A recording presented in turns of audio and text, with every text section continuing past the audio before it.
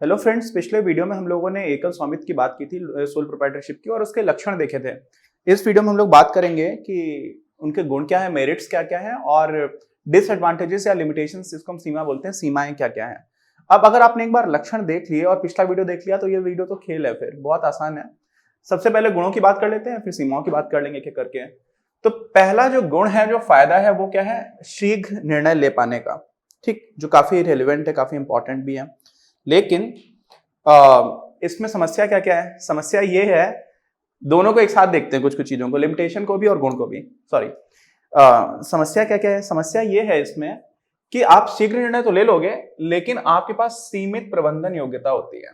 इसका मतलब क्या हुआ? आपको फाइनेंसिंग भी करनी है, कितने पैसे की जरूरत पड़ेगी, आपको सामान पहले से खरीदना भी, आपको सामान बेचना भी, अगर आप दुकानदार का काम कर रहे हो, कुछ और बिजनेस से जिसमें आप अकेले मालिक हो, तो आपको सेल्स भी देखनी है, प्रोडक्शन भी देखना है, ऑपरेशंस भी देखने हैं, हायरिंग भी देखनी है, मार्केटिंग भी देखनी है, बहुत सारी चीजें होती है। फिर आपको अपनी पब्लिसिटी भी देखनी है अलग से, और कहीं पर कुछ बात आती है, कुछ इंटरव्यूज वगैरह में भी जाना है, तो कुल मिलाकर के इतना ज्यादा बर्डन हो जाता है कि आप सब काम अच्छे से कर ही नहीं सकते, है ना। तो ये इसका फायदा है, शीघ्र निर्णय ले पाना, क्योंकि आपको किसी और से कंसल्ट करने की जरूरत ही नहीं है। लेकिन नुकसान क्या है इसी के साथ साथ, कि सीमित प्रबंधन योग्यता होती है और साथ में सीमित जानकारी भी होती है, तो वो नुकसान भी हो गया। तो फायदा और नुकसान एक साथ देख लिया। दूसरा क्या है सर? जानकारी सूचना की गोपनीयता। जो कंपनीज होती है ना, पब्लिक कंपनीज खास तौर से, उसमें उनको जानकारी देनी पड़ती है ना। कानूनी रूप से अनिवार्य है। जो लिस्टेड कंपनी है उनको तो क्वार्टरली देनी होती है, हर तिमाही में। बाकी कंपनीज को भी अपनी जानकारी देनी होती है, और पब्लिक को तो पब्लिक ही करनी पड़ जाती है। यहां पर आपको कोई भी जानकारी किसी को बताने की आवश्यकता नहीं है। आप पूरी तरह से गोपनीयता बना कर सकते हो कि आपको कौन सी जानकारी देनी है, नहीं देनी, आपको नहीं देना, बिल्कुल मत दो। तो यहाँ पर ये काफी बड़ी एडवांटेज रहती है। आप क्या सोच रहे हो, आपकी स्ट्रेटजी क्या है, किसी को बताने का कितना फायदा हुआ, कितना नुकसान हुआ, कुछ बताने की जरूरत नहीं। ठीक, अच्छा। शीघ्र निर्णय का भी एक फायदा यह था कि आपको मार्केट में तुरंत अपॉर्चुनिटीज दिख रही हैं, तो आप उसका तुरंत बेनिफिट उठा सकते थे, है ना। अब अगला जो इसका फायदा होता है वो होता है प्रत्यक्ष प्रोत्साहन, डायरेक्ट इंसेंटिव है। किस चीज का इंसेंटिव है? प्रॉफिट कमाने का। आपको आपकी मेहनत की वजह से जो भी फायदा हुआ, वो पूरा का पूरा उसका मालिक कौन है? आप ही रहोगे। ये थोड़ा सा मार्केट गड़बड़ हो गया, इसलिए मुझे थोड़ा सा डिस्टर्बेंस हो रहा है, इसकी वजह से सॉरी फॉर दैट। एनीवेज, प्रोत्साहन का क्या हुआ? प्रत्यक्ष प्रोत्साहन। कुछ भी फायदा हुआ आपको मिलेगा, किसी और के साथ बांटना ही नहीं है। तो ये भी एक एडवांटेज होता है कि आप जो भी मेहनत कर रहे हो, उस मेहनत का हिस्सा किसी और को नहीं जा रहा, आप ही को जा रहा है। तो ये भी एक फायदा ही है। फिर उपलब्धि का एहसास होता है। कई बार होते हैं, बहुत सारी दुकानें होती हैं जिसमें आप देखेंगे तो फोटो लगा रखते हैं अपने पिताजी के या पिताजी के पिताजी की, जिन्होंने उस दुकान को चलाया था, है ना। और धीरे धीरे उन्होंने नाम कमाया, एक ब्रांड बन गया। बहुत सारी ऐसी दुकानें होती हैं अलग अलग शहरों में।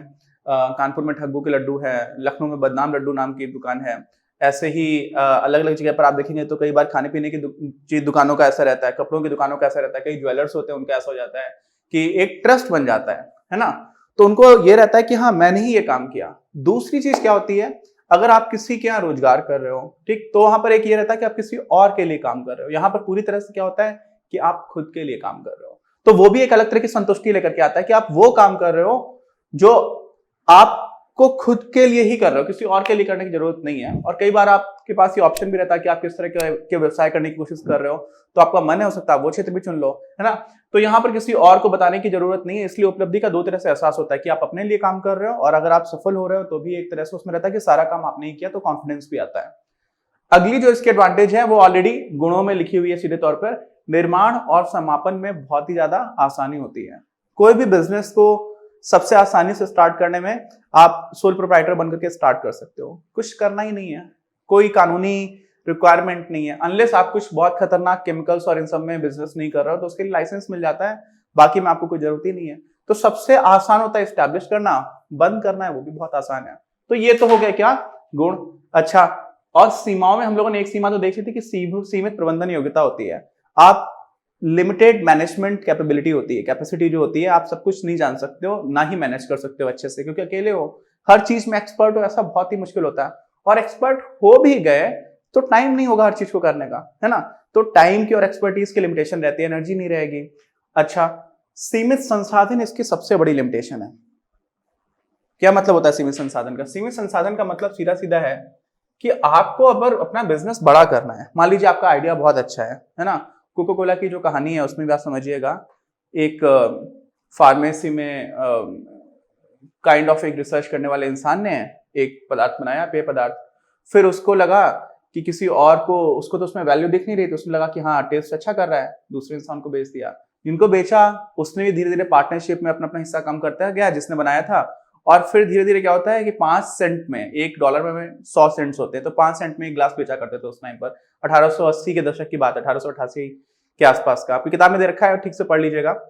फिर क्या होता है, उसी चीज को जब बड़ा करना होता है तो 1892 में जाकर के कंपनी बनानी पड़ती है। बड़ा करने का क्या फायदा हुआ कि आपको पता है कि आपके प्रोडक्ट में दम है, आपको पता है कि आप इसमें बहुत बड़ा मार्केट बना सकते हो, लेकिन बड़ा मार्केट करने के लिए आपको मार्केटिंग चाहिए, आपको अलग अलग जगह पर आउटलेट्स खोलने पड़ेंगे, आपको बहुत सारे लोगों को एम्प्लॉय करना पड़ेगा, ठीक है, एम्प्लॉयमेंट देना पड़ेगा, तो इन सब में पैसा लगेगा और अचानक से पैसा तो आप कमा नहीं पाओगे। इसमें क्या होता है, जो भी सोल प्रोप्राइटरशिप होती है, लोग अपनी सेविंग से, अपनी बचत जो पहले की क्लियर कर रखी है, पैतृक संपत्ति है, उसको लगा करके बिजनेस स्टार्ट करते हैं। फिर कुछ अपने आसपास के लोगों से उधार भी ले सकते हैं, लेकिन बैंक्स वगैरह इनको लोन देने में काफी सोचती है। ऐसा इसलिए होता है क्योंकि बैंक को ये रहता है कि आपको तब तक बिजनेस है, आप किसी भी दिन बीमार हो सकते हो, आपका एक्सीडेंट हो सकता है, कुछ भी हो सकता है किसी भी कारण से, और आपका अपना और बिजनेस का अलग अलग अस्तित्व तो है नहीं, एक ही जैसा माना था, दोनों को इंडिपेंडेंट तो है नहीं, तो किसी भी हालत में अगर आपको नुकसान हुआ तो बिजनेस को नुकसान हो जाएगा, तो फिर बिजनेस से आप रिटर्न कैसे करोगे। बाकी फॉर्म्स में कुछ ऐसे, कंपनी फॉर्म में ऐसी समस्या नहीं रहती है। तो व्यवसाय की निरंतरता का जो अभाव है उसकी वजह से बैंक्स वगैरह इनको लोन नहीं देते। तो कुल मिलाकर के सीमित संसाधन की वजह से ये बड़े नहीं हो सकते, बड़ा होना बहुत मुश्किल हो जाता है। आपके प्रोडक्ट में सारी चीज में दम हो, लेकिन आप बड़े स्तर पर नहीं जा पाओगे, क्यों? क्योंकि बड़े में पहले पूंजी के निवेश की आवश्यकता होती है और वो नहीं मिल पाता है यहाँ पे, ठीक। आप हिस्सेदारी सीधे बांट नहीं सकते हो, हिस्सेदारी बांटोगे तो फिर वो साझेदारी में या फिर कंपनी में कन्वर्ट हो जाएगा, ठीक है। सहकारी संपत्ति वाला अलग तरह का कॉन्सेप्ट होता है, उसको भी हम लोग देखेंगे। तो ये इसकी सबसे बड़ी लिमिटेशन है, इसको बहुत ध्यान से समझिएगा, ठीक। अच्छा, दूसरी चीज क्या है, व्यवसायी इकाई का सीमित जीवन काल। इसको मैंने पहले उदाहरण में भी बोल दिया कि डेथ हो जाए, जेल हो जाए, बीमार हो जाए, दिमाग असंतुलित हो जाए, कुछ भी होने से व्यवसाय को बहुत नुकसान भी हो जाता है और व्यवसाय बंद भी हो सकता है ना। तो इन कारण से क्या हो जाता है कि व्यवसाय चलता रहेगा, इसकी भी समस्या बनी रहती है, ऐसा सर्टेनिटी बिल्कुल नहीं रहती है, अनिश्चितता रहती है। कंपनी में हम लोग मानते हैं, है ना, और आप जिन लोगों ने अकाउंटेंसी पढ़ा है उनको भी समझ में आता होगा कि उसमें गोइंग कंसर्न होता है। जब हम लोग किसी भी कंपनी के लिए, किसी व्यवसाय के लिए लेखांकन करते तो हम ये मानते हैं कि हमेशा चलता रहेगा, है ना। लेकिन यहाँ पर भी हम इसके लेखांकन में भले ही मान लें, लेकिन आपको पता है कि यहाँ पर व्यक्ति पर बहुत ज्यादा डिपेंड करता है, तो ये भी इसके लिमिटेशन हो गया। असीमित दायित्व, मैंने आपको बताया था पिछले वीडियो में, मूवीज का एग्जांपल दिया था, शिवाजी द बॉस और 2-3 मूवीज, वही है स्वर्ग है, ओम जय जगदीश, उसमें मैंने देखा, बाकी और मूवीज में भी देखा, तो उसमें घड़ी उतरवा लेते हैं, घर की कार ले जाते हैं, घर गिरवी हो जाता है, घर से बेदखल कर दिया जाता है। तो ये सारी चीजें क्यों होती हैं? क्योंकि ये सारे लोग सोल प्रोप्राइटरशिप वाला काम करते थे, ठीक। मूवी में कई बार कंपनी बोल देते हैं क्योंकि उन लोगों को तो जानकारी है नहीं डिटेल्स में जो बना रहे हैं, और उनका दूसरी स्टोरी लाइन पे ज्यादा फोकस रहता है, इस तरह की डिटेल्स में नहीं रहता। लेकिन क्योंकि अगर इन लोगों ने कंपनी बनाई होती तो इनका व्यक्तिगत घर नहीं जाता। तो आप समझ रहे हो, मतलब अगर इस वाले फॉर्म ऑफ बिजनेस का कितना बड़ा नुकसान है कि अगर आपको बिजनेस में नुकसान हो गया तो आपका बोलते ना कि कपड़े उतरवा लिए उन्होंने, तो वैसा भी हो सकता है, आपकी सारी संपत्ति ले जा सकती है अगर आपको व्यवसाय में इतना बड़ा नुकसान हो गया। तो ये इसका काफी बड़ा नुकसान रहता है। कंपनी वगैरह में रहता है कि कुछ भी चलो ठीक है, आपका कम से कम अपना कुछ है वो तो बचा रहेगा, वो नहीं जाएगा, क्योंकि उसको अलग माना जाता है, कंपनी को अलग माना जाता है। यहाँ पर आपको व्यवसाय से अलग नहीं माना जाता, व्यवसाय और इंसान एक ही है, व्यवसाय की जो संपत्ति है और निजी संपत्ति है वो सब एक ही है, अलग नहीं है, ठीक। अच्छा, और सीमित प्रबंधन योग्यता की हम लोग बात कर ही चुके थे। तो ये बहुत संक्षेप में वीडियो था, अगर आपने लास्ट वीडियो देखा था तो उससे बहुत अच्छे से समझ में आ जाएगा। अब अगले वीडियो में जो हमारा सेकंड फॉर्म है, जो मुख्य रूप से भारत में ही चल रहा है, क्योंकि वो सामाजिक जो हमारे यहाँ पर सिस्टम है ना, और उसमें ही चलता है, तो उसको हम लोग बोलते क्या है, हिंदू कोई संयुक्त परिवार होता है, उसमें व्यवसाय प्रणाली जो चल रही होती है, तो हिंदू फैमिली बिजनेस की बात करेंगे हम लोग अपने अगले वीडियो में, और फिर ऐसे ऐसे करके सारे फॉर्म्स को देखेंगे। फिर लास्ट में हम लोग और कुछ चीजें बचेंगी कि कौन सा, किसको किस तरह का व्यवसाय करना चाहिए, वो सारी बातें करेंगे, ठीक है। तो मिलते हैं हम लोग अगले वीडियो में। बाकी चैनल सब्सक्राइब नहीं किया अभी तक तो प्लीज सब्सक्राइब द चैनल, बाकी लोगों के साथ शेयर करिए और लाइक करिए अगर वीडियो आपको पसंद आया। मिलते हैं अगले वीडियो में। इस वीडियो के प्रायोजक हैं आप, और अगर आप ऐसे ही और वीडियोस बनाने में हमारी मदद करना चाहते हैं तो पैट्रियन पर जाकर या फिर स्क्रीन पर दिए गए QR कोड को स्कैन कर अपना योगदान जरूर दें। अपनी क्लास का उद्देश्य आप सभी के लिए आप ही की भाषा में गुणवत्तापूर्ण शिक्षा उपलब्ध कराना है।